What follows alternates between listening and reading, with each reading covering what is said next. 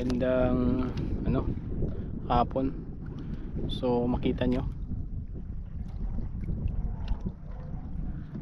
nandito ako ngayon sa dagat gamit itong maliit na bangka na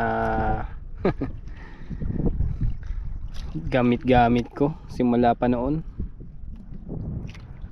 So yan,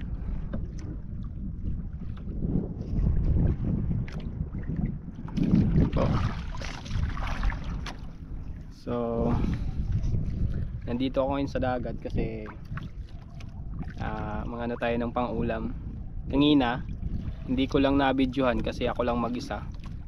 Naglaglag ako ng lambat dyan hanggang doon yung lambat ko. So mamaya pag nag-low tide na, so tingnan natin kung anong meron.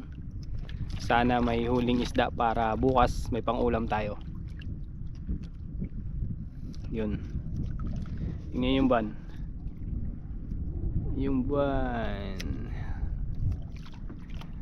so ayan.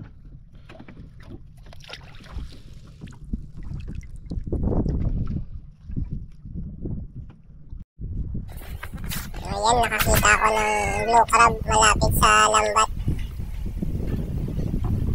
Ayan, blue crab.